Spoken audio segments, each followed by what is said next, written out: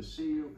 The president has made accountability as it relates to Benghazi a top priority. And you said this today, if you kill an American in an act of terrorism, we will hunt you down. This was not an easy case to crack. This was not easy to do. Walk us through everything that elevated this case and what resources, direction you were given, and how you were able to pull this off.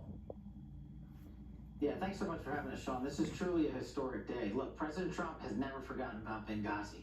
President Trump has promised to deliver justice to the 4 brave Americans who are serving in Benghazi, who lost their lives to this act of terrorism. And for me, this goes all the way back to my days as a terrorism prosecutor in the National Security Division when I worked the Benghazi prosecutions at Main Justice.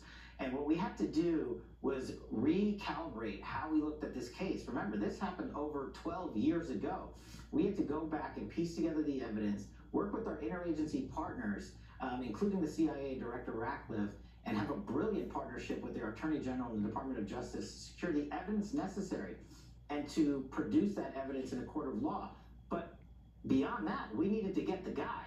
We actually had to go over there and get the guy and apprehend him and work with our interagency to secure his transfer. So late last night, actually early this morning, I was on an airfield in Virginia at about 2 or 3 a.m. where I witnessed Bakush, the individual who is alleged to be one of the masterminds of the Benghazi attacks, be transported by FBI foreign transfer of custody, as we call it, HRT operators and special agents in our flight aviations unit, along with our SWAT personnel, came in, secured this individual, and brought him back here to face justice. And the only way it's done is because President Trump gave us the resources, the directive, and the mission, and said, there are 4 dead Americans. And though the prior administrations has forgotten about them, President Trump never forgets about these victims. And we hope today brings them a modicum of peace, Sean. You know, the success in 1 year of the FBI, it's so stark compared to the 4 years of Biden. I'll use one example, but I think it matters. In the top 10 most wanted during the Biden years, they got 4 people. In 1 year, you've already gotten 6 of the top 10 most wanted people. What is being done differently here? And what does it say about the Bureau for the 4 years prior to you coming into this office?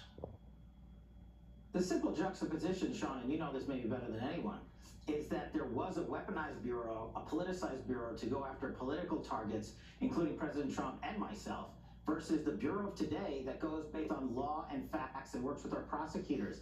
And that's the main difference, Sean. We went out there and we put 1,000 more agents into the field outside of DC, permanently across America. These agents are working around the clock and around the world to bring justice. That's why you see these record numbers, 6 top 10 captures in 1 year. That has never been done before. And we're just getting started. And you know as well as anyone, the accomplishments we've had under President Trump and the DOJ to safeguard our children and to drop the murder rate 20 points. That only happens when you let good cops be cops. You take the handcuffs off the federal agents and you put them on the bad guys and you make sure they pay for breaking the law and killing American lives.